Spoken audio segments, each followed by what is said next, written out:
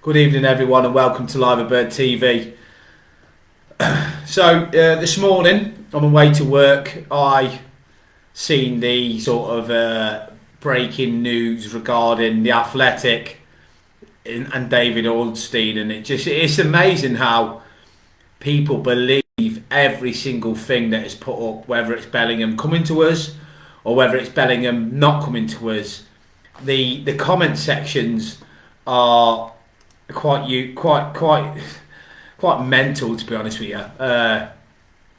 I've decided to have a new sort of way of thinking now because I've actually spent a lot of time and energy on more or less arguing with our fans with regards to their slander of our owners, and calmly now, without me ranting and raving like I have been over the last year or two, I've realised why. The people that are what I call the worst kind of supporters we have are the ones that don't have what a supporter has, which is education from watching the team develop over the course of their period of life. You remember the bad times from 10 years ago, 15 years ago, 5 years ago, whatever it is, and you use them to put into context what you're going through currently. I look at this. I remember Liverpool in times where we'd give anything to be 2 games in hand, to be able to close for a top 4 place with the teams that we're fighting top 4 with to still play. We'd have been revelling in this. We'd have been ready to absolutely go all out for the Champions League position. This would have been a great season. That's how bad things were for us. Or was it bad for us, or was it brilliant for us the last few years with Jurgen Klopp? And that's all it is. What's happened now is you've got such a high level of expectation at Liverpool Football Club that two games in hand and 6 points off top 4 or whatever it is deemed failure. And I get that. I do get that. But what I'm seriously worried about right now is the demand placed on owners of football clubs. It's getting beyond belief. Beyond belief. Manchester United Football Club are looking like they're going to be sold in the next few weeks or months. It's looked like there's going to be an announcement soon. Either David Radcliffe, who's worth billions, or more worryingly, the Middle East. That will worryingly be Manchester City and Manchester United and Newcastle now state-owned if that happens. Now, those of you that know my thoughts and feelings on that is I am fucking worried, and I'm worried for football. I'm worried for top level football. Well, not for top level football because that's the way it's going, but I'm worried about everybody else that gets left behind and the clubs that could go out of business, that fall out of the Premier League and the riches and drop down to League Ones and League Twos. You're going to see the Macclesfield Towns, the Oldens, the teams that could go massively bust. But that's another debate.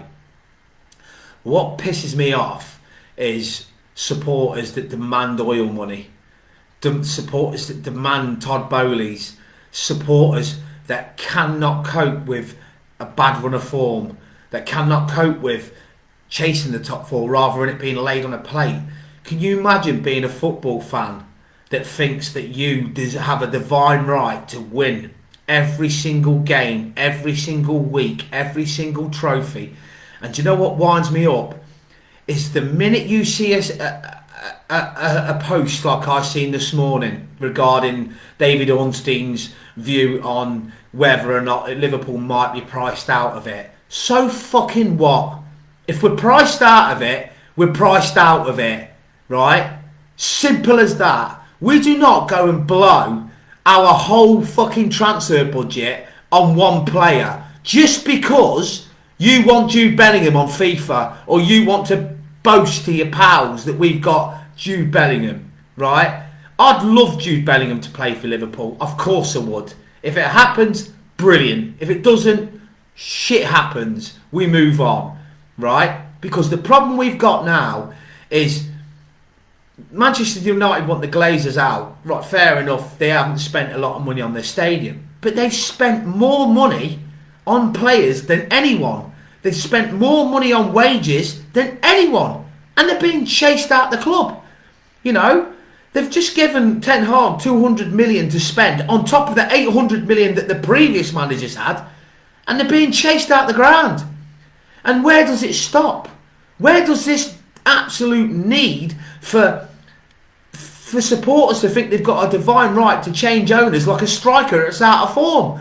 It's just not good enough. And what does my head in is John Henry has come out and he has said, we will strategically go out to improve the squad this summer. And then what winds me up is some of the comments that I read earlier as well, which is, here we go again. As soon as the Jude Bellingham news looked like he wasn't going to sign for us, it was, here we go again. We all knew it. We all knew we were never going to buy him anyway. We all knew we was never going to get him. And then it was the next comment was, here we go, shit signings en route. Shit signings en route. Have you seen the fucking players that we have brought in at Liverpool? And you say that we bring in shit players? Arthur Melo was a loan player. So who cares? The only bad signing we've more or less ever made was fucking Naby Keita, and I can't wait for him to be drove out of the ground at the end of the season. But that's the law of averages. Law of averages. We're way past the law of averages. We're probably in the top 90s in terms of percentages of getting signings right. So when we bring in Cody Gakpo, Luis Diaz, Diego Jota, Gini Wijnaldum, Sadio Mane, Bobby Firmino, Alisson Becker, Fabinho, Andy Robertson, Kostas Tsimikas for cheap as fuck, you know, Bashatic for 200 grand from Celta Vigo, Harvey Elliott for a couple of few million from Fulham, Carvalho for the same, Kurt Ramsey for 6 million. These ain't shit signings that have been completely a waste of time, and that's what does me head in. I've announced this video, as you can clearly see. Section of our fans ready to pounce. And do you know what that means? The minute we don't sign Jude Bellingham, if we don't sign him, I think we will, but if we didn't or don't, or we get priced out, right, the section of our fans that are ready to pounce are the ones that went, told you so, FSG, we need them out, FSG, blah blah blah, they've got to go, get them out of the club. They won't care who comes in next. They won't care. They won't give a shit. I mean, one idiot today said to me, what's going to happen is we won't get Bellingham and then we'll sell Salah to buy a couple of midfielders. Get the fuck out of here. I mean, seriously, if that is your narrative and that's all you predict doom and gloom and you just can't wait for us to get it wrong, just to be right.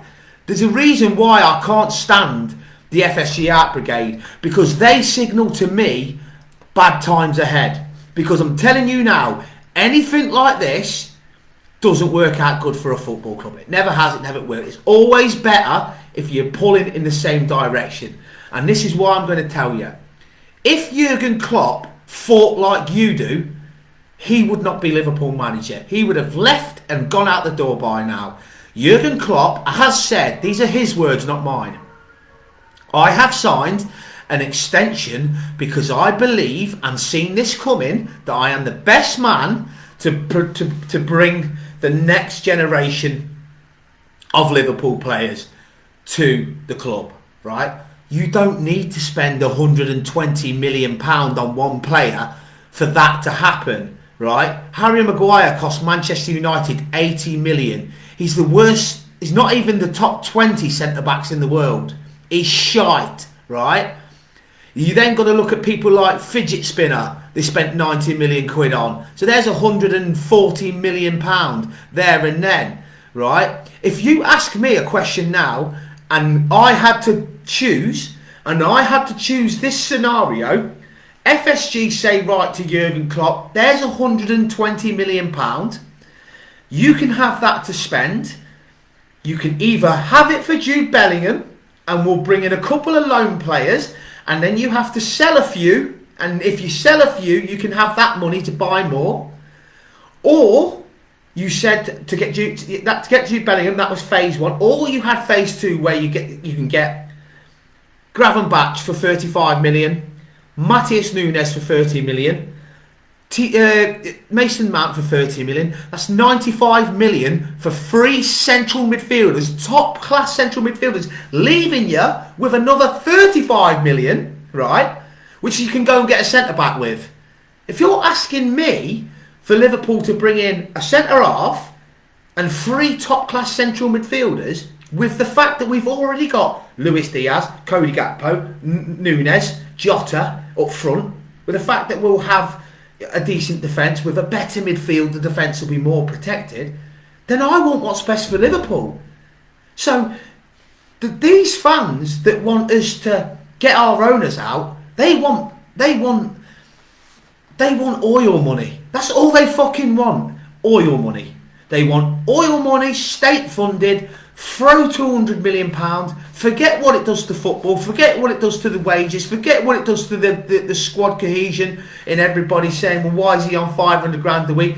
And do you know what? Simon Jordan hits the nail on the head, right? He says every time this happens, wages go up. So what happens is you get bang average players wanting a minimum of 100 grand a week because the bar goes up, right? You're bringing in players on. This is why FSG didn't want to do what you were all wanting with Salah. They didn't want to start going into wages like that, because the minute you do that, then it looks like, you know, he's on measly wages. We've got to the stage now in football where people scoff at 90 grand a week footballers. I mean, I heard a stat today on TalkSport that Antonio Conte is on 50 grand an hour. He's a fucking manager. It just winds me up. And this is a man, by the way, that worked for AFC Liverpool for 4 years, right? A club that was created because of this. Affordable Football Club Liverpool. A formed football club in 2008 for fans that can't afford to watch football. Where is this going to end? And I tell you where it's going to end. It's going to end in the fact that within fucking 20, 30 years, the Premier League will be state-owned. Every football club will sell their souls to the Middle East. There's a fact in America. You cannot buy any of their sports franchises. You can't buy the baseball teams. You can't buy their football teams. You can't buy any American-owned sports franchise, right? Because they don't want to harm their holy grail, their own bloodline to each community. I mean, Chelsea have just spent £600 million and they're playing lads that they had before they spent that money. It's just ridiculous. I mean, we have fans that want us to spend money where we can say, right, we'll get to Jude Bellingham for 200 million. These are the same people that have been calling Man City cheats for the last 10 years, which they are, but yet want us to be like them. Man United are cringing at the moment through gritted teeth because they have slagged off their neighbours for a decade for being state funded from the Middle East and buying success. Man United Football Club are doing just the same. Liverpool are one of the greatest probably the greatest, if you look at the state of Barcelona and Real Madrid and all that at the moment, and Italy and Milan and Inter and Juventus, probably the best run football club in the world. We don't overpay for players, and if we do, we then counteract that with the fact that we do it out of player sales. I mean, what a stupid narrative that somebody threw at me this morning, that we'll only spend money if we sell players. Where do these people come from? What part of the world do they come from? What do you want us to buy the players with if it isn't from funding tools out of our own chest? Do you want us to raise the price of oil? Sorry, we can't do that. We're not fucking state owned. So we have to sell players that are not needed, right, to fund the next best players. How the hell is that FSG being stingy, and how the hell is that them being money grabbers? I'll tell you what a money grabber is. A money grabber is someone that sells Philip Coutinho for 147 million, banks 100 million of it, and gives Klopp 40 million to spend. Not the whole proceeds of both of them sales, right? Every time FSG sell players, it goes straight into the hands of Jurgen Klopp. So if you're asking me if I want us to sell some players to fund a few more, the answer is a categoric yes. Do you know why? Because that means we're running a business absolutely brilliantly. We won't get FFP regulations against us, and we can go out and spend as much money as we want because we're bringing the bastard in, right? And I'm sorry for swearing, but it does my head in. There's so much fake, fake media about at the moment, and there's so many channels now that just say so many nice things and don't have a bit of controversy about them. At least I stand my ground. I have always backed FSG from minute one, and until they cross me, where I think there's no return, I'll continue to do that. And I will do that because I am not thick. I look at the fact that we have won a European Cup, been in 3 Champions League finals, won the World Club Cup, won the Super Cup, won the FA Cup, won the League Cup, and we got Jurgen Klopp. We've had some of the greatest players to ever wear a Liverpool shirt play that were brought in by FSG. They spend 250 to 300 million a year on the salary of the players. We don't lose our best players anymore. But yet they don't even get any credit for keeping our best players. Coutinho forced his way out the door. So what did they do? They got a world record transfer fee for him, and then gave it to Klopp to go out and get the best players for us to go on and win our first title in 30 years. And we've got people that want them out. People that want them out because they can't get their next player on FIFA. They can't get this little thing to boast to their mates. Look, we can spend 130 million on one player. I don't want Liverpool to spend 130 million on one player. I never have. I've even threatened with leaving the club for good if we become state-owned, and I'd seriously consider it. I seriously would, because how can I go and work for AFC Liverpool? How can I go and give everything for that football club that has got season ticket holders from Liverpool? They've got, do you know what? Half of the people, in fact, the chairman that owns the club, it works for Liverpool. The people that support that club are previous season ticket holders from the 70s and 80s that refuse to pay these prices of tickets. And the state of the merchandise and the prices at the moment is mental. But do you know why that is? Because if he can demand £120 million for a football player, then FSG have to put the price up of everything else. So whilst you lot want Jude Bellingham for £120 million, don't moan when you have to pay 180 quid for a fucking tracksuit. Or don't moan when you have to pay 80 quid, £90 for the home shirt. Because if you want players like that, and then don't moan at our owners for putting the price of tickets up to raise an extra couple of million here and there, because you want these players. That's what does me head in. You want the best of everything. Simon Jordan says it. You want money, more of it, and you don't want to pay it yourself. And it's true.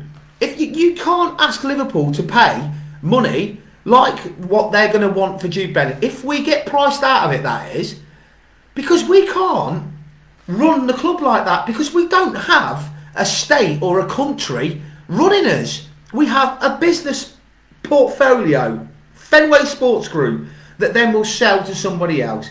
But the problem you've got is everyone becomes state-owned, then it's going to get worse. It's going to get worse. Man United have spent a complete fortune over the last decade. They're probably going to spend double that now. Double. It makes me sick. Harry Maguire is going to leave Man United at the end of the season for 50 million. We paid 2.5 million for Sami Hyypiä, right? And you've got Harry Maguire going for a total fee of 130 million. 120 million. I hate the way it's going. But end of the day, I would rather us went out and got 3 central midfielders than spend 120 million on Jude Bellingham. But that's only if we've only got 120 million plus player sales. If we've got more, if we raise a little bit of capital, if we make more, and then Klopp's got a budget of 250 or 200, this is if he's got 200, he could pay 120 million for Jude Bellingham. because he could structure the deal over 5 years, which would then come into financial fair play, which means we're not spending too much in a lump sum. You could then get Matheus Nunes for 30 million, which would then make that 150 million. Then you could get 30 million for Mason Mount, so that makes it 180, which then leaves you with the 20 million left, and then possibly, you know, well, I've heard we've got Gravenberch, which will cost about 30. So you look at 210 million. Would you be happy with that? Yeah. If you look at that, look who's going at the end of the season. Frank Fuck, Naby Keita. Curtis Jones, just get rid of him. Don't care if he scouts. He's never fit. He's never injured. I can't give Naby Keita shit and leave Curtis Jones out of it. He needs to go as well. Send him out on loan somewhere for a season. See how he does. See if he can play 30 games. We'll see how it goes. Right? Keita gone. Oxlade-Chamberlain gone. Obviously, I just said it. Curtis Jones gone. There's 3 central midfielders gone. James Milner, give him another year. And another comment I seen today, I was, here we go, James Milner signing a new deal. That means we're not going to get any midfielders. Do you know them people that say things like that are basically calling Jurgen Klopp a clown, calling him an absolute clueless clown. That you may as well just put that as a comment. He's a clown, because that's what you're calling him. If you think he is that deluded to go into this summer knowing he doesn't need a midfielder after the mistake that we made last summer, and they haven't learned from that, have you not heard the club come out and say this week that they're going against their normal grapevine? They're going against the normal way of doing things, where they normally would have wrote down a list of targets. This time they've got a bigger list. Do you know what that's telling you? That they know they need 3 or 4 or possibly 5 incoming first team regulars, right? So they know that. They would look absolutely stupid if they didn't go all out this summer for them 3 or 4 or 5 players. Klopp would look ridiculous. Klopp would walk. Klopp would leave. And then there goes the house of cards. There goes, never mind a little plane with FSG out getting flown out. FSG won't be able to return to Anfield. They'll be banned out. Liverpool fans that go to games every week, Liverpool fans like myself that has worked at the club, that has seen what FSG's done firsthand and seen the success firsthand, will give FSG this summer. And this summer is make or break time. Right? We believe in them. We think they can get us, you know, out the shit like they've done before when they rescued the club in 2010. Right?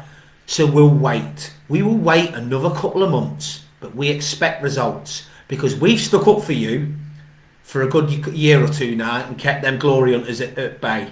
But the problem we've got is if you do not go full on in the summer, we can't stick up for you anymore. We can't back you anymore, and neither will Klopp. Klopp is at the same level as we are. The best thing about Jurgen Klopp is he's like one of us.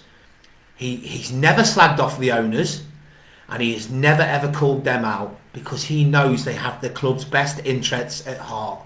But John Henry himself has said that he now knows he has to pull the trigger, which was why he has said he is going to seek more investment. Now, they have just sold one of their franchises. Why do you think that is? Because he's going to use what millions he's been pumping into that to put into Liverpool. But I will tell you this, and I want you to save this video because it's going on YouTube in the next half an hour. This video I'm going to post before the first league game of next season. And I'm telling you right now, Liverpool Football Club, FSG and Klopp are going to make us hit a second spell of success. I guarantee it. We are going to go all out in the summer, and we are going to bring in some top fucking players. We really are. Because who the hell wouldn't want to play at Anfield with a brand new stand opening in August of 61,000 patriotic Reds, with the fact that you've got these unbelievable talents? People forget the injuries we have had this season, right? People forget we've had a mid-season World Cup with a pre-season under our belt, with Luis Diaz full pre-season, with the players returning, with, let's see what Calvin Ramsey's got with a good pre-season. It might be an absolute outstanding fullback, right? So what I'm saying is, Harvey Elliott will be 20-year-old next year. Bashatic will be a year older. He's another fabulous young player who'll get better. Right, and then you've got two or three or four top players coming. If we get Mason Mount, do you know how good he is? Do you know how good Mason Mount is? Breaking with speed from midfield. Do you imagine the goals he will assist to Salah and Jota and Gakpo and Nunes? With him in midfield, do you know what? He was doing it for Chelsea. The problem is he's got no assists because they've got no strikers. They spent 600 million and they ain't got anybody who can put the ball in the net. We've got gold starred strikers up front. We get that midfield right with a mix of hard work, i.e. Gravenberch, technical ability, i.e. Mason Mount, and then get a dogged lad like Matheus Nunes, and then you've got the steady eddies to come in like the Hendos and Milners, along with the guile of a Thiago and a Bashatic to come in to rotate. Milner then to say, Milner's brilliant to keep just for the EFL Cup games where he can play with some of our 23 lads and be like a mini manager on the pitch. So all I'm saying is, watch this video back. I will play this back the first week of next season, and I'm telling you now, I will never ever do another video regarding backing our owners, because after this summer, whether we get Jude Bellingham or not, if we spend between 150 to 250 millions, right, you're finished. FSG out, you're done. You're absolutely done. Because if Klopp believes in them, and he's going into next season with hope in his heart, and that new £60 million stand that they've just built is going to bring us in extra revenue, which we'll get the benefit of as from the season after. With some of the players we've got coming through, the FSG have been stealing from under the noses of clubs for the last 10 years, like Ben Doak, like the kid that Valencia's son that scored 60 odd goals for us, like some of the absolute world beater kids we've got coming through. If you can't be a part of the next phase of Liverpool, if your mission as a supporter is to hope for our downfall to get one over our owners, then I'd rather be you. No, I'd rather be me than you, because guess what I want? Success, trophies, and the times. Because you know what? We cannot have one title under Jurgen Klopp, because that would be an absolute sin. It would be a travesty, and especially one won in a pandemic. So we have to get this right this summer. And what you don't realise is it benefits FSG if Liverpool are back. Because if Liverpool spend big in the summer and then get into the Champions League and win trophies, what happens? The club makes more money. It becomes more marketable. We become a bigger asset. So it fits their interest. Do you really think FSG don't want us to finish top four?